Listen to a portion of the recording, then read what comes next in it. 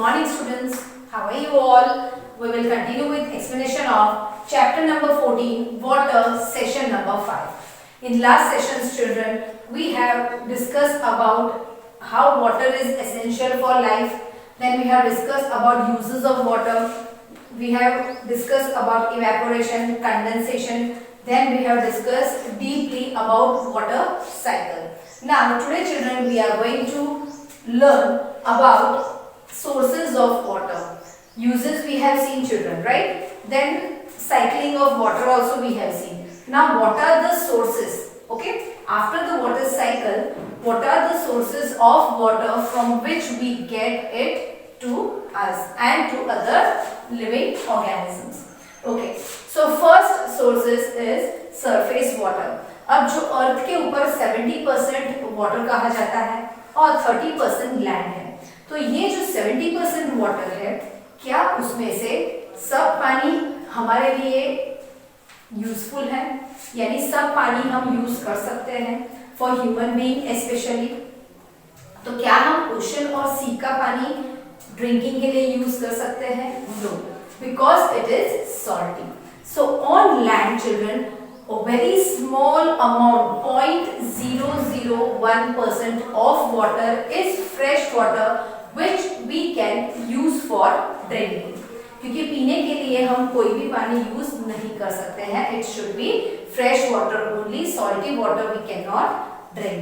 Now if we will talk about plants and other animals, they can utilize that water as well with the fresh water too. So first, water bodies like river, lakes and ponds form a major source of water. ये जो तीन reserves हैं जैसे कि rivers, lakes और ponds, ये main source of water है for especially for human life, right? Second, the water from these are called fresh water. क्योंकि ये पानी को fresh क्यों कहते हैं? Because it is useful for drinking. अब सी और ओशन का पानी बहुत ही सॉल्टी होता है, वो ह्यूमन सर्वाइवल के लिए अच्छा नहीं है. We can not drink that water. So the main source of water for them is surface water which is found in rivers, lakes and ponds, right? Next is ground water.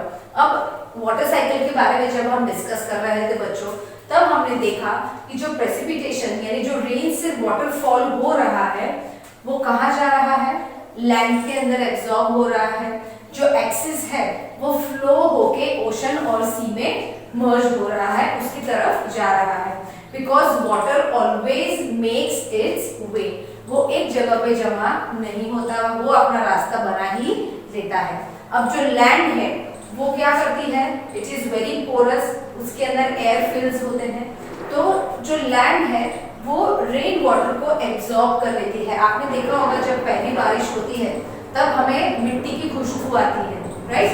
So that time the water starts seeping into the land, starts penetrating deep into the land, that is earth. So it is a great reservoirs of water underground. ये जो ground water है वो एक बहुत बड़ा reservoir है कि जो हमारे यूज के लिए काम आ सकता है. Apart from the rain that falls over land seeps through the soil. अब जो पानी लैंड के ऊपर गिर रहा है वो पानी क्या होता है? थोड़ा अर्थ के अंदर सीप हो जाता है और थोड़ा फ्लो हो जाता है, right? So it displaces the air between soil particles. अब जो सॉइल पार्टिकल्स है वो पोरस होते हैं. जो सॉइल का फर्स्ट लेयर होता है वो फाइन पाउडर जैसा होता है. उसके नीचे के जो लेयर्स होते हैं और जो एकदम बेस में सी हॉरिजन होता है वहां पे बेड रॉक्स होते हैं, उसके ऊपर थोड़े थोड़े रॉक्स होते हैं. तो यहाँ पे जो है air is everywhere, we know children. तो यहाँ पे जो पोरस टेक्सचर होता है सॉइल का, तो उसके अंदर एयर फिलअप होती है. तो वो जो एयर है, पानी जब उसके अंदर पेनिट्रेट होता है वो एयर को रिलीज करके उसकी जगह ले लेते हैं. So it gets collected into the soil. It slowly moves downward till it meets rock which it cannot penetrate. अब फाइनली वो जब बेस में पहुंच जाते हैं लैंड के, वहां पे बड़े बड़े पत्थर, बड़े बड़े रॉक्स होते हैं और वो रॉक्स बहुत हार्ड होते हैं, तो पानी उसके अंदर एब्जॉर्ब नहीं हो सकता है। अब एग्जाम्पल ले लीजिए कि कुछ एक बाउल के अंदर मिट्टी का पाउडर रखिए और एक बाउल के अंदर आप थोड़े बिग बिग रॉक्स के पीसेस, बड़े बड़े स्टोन के पीसेस रख दीजिए।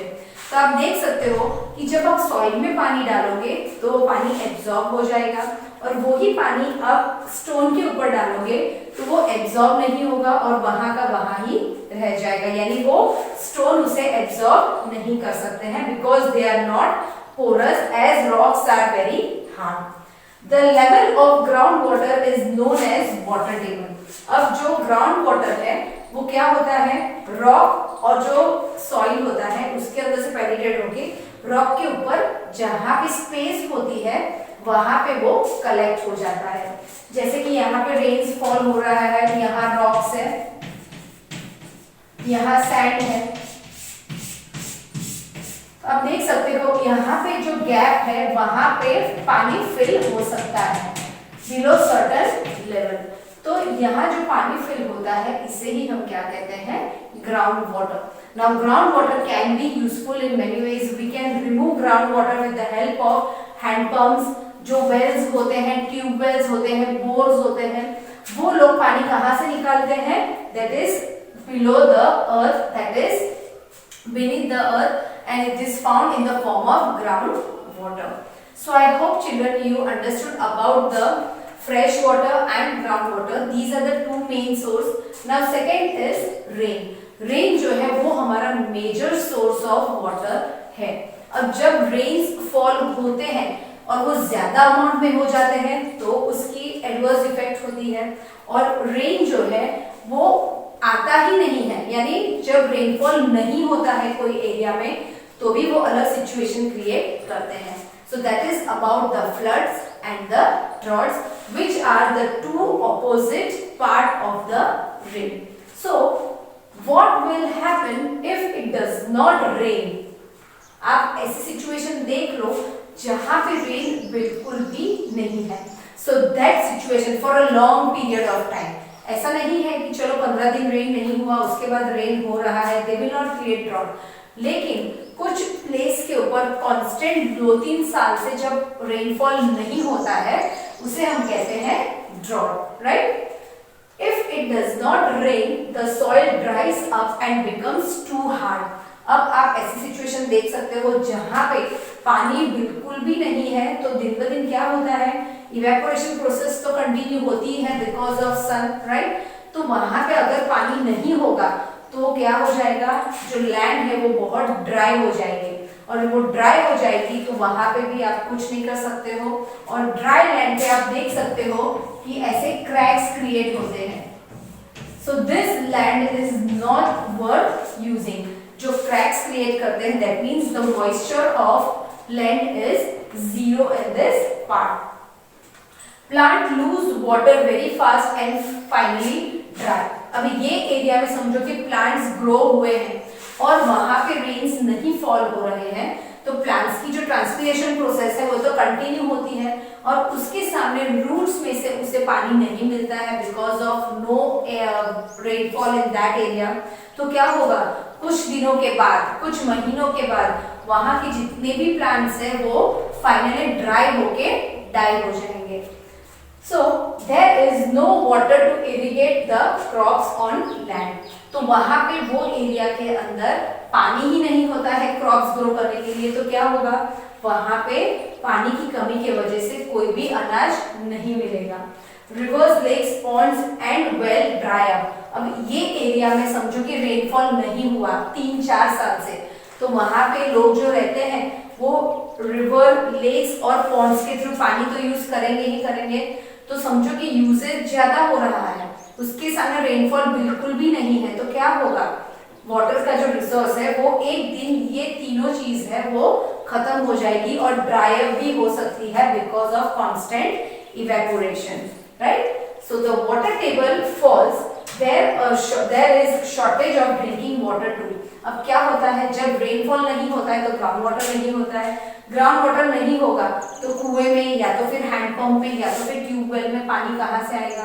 सो drinking water also is zero. So when a place faces such condition due to poor or no rainfall for a year or two, we say that there is a drought. जब ऐसी situation create होती है जहां 2-3 सालों से पानी ही नहीं होता, यानी रेनफॉल ही नहीं होता है, यहाँ पे ये ड्राउट की सिचुएशन क्रिएट हो सकती है. Mostly this drought situation is found out in some parts of Gujarat and Rajasthan, and it can change that particular land into desert area also. और यहाँ पे आपको कैमल जैसे एनिमल मिलेंगे जिसे बहुत ही कम पानी चाहिए जीने के लिए. Right children? So I hope you understood about the sources of water with rains. Then we have seen about fresh water and ground water. In next session we will continue with floods. Thank you and have a nice day children.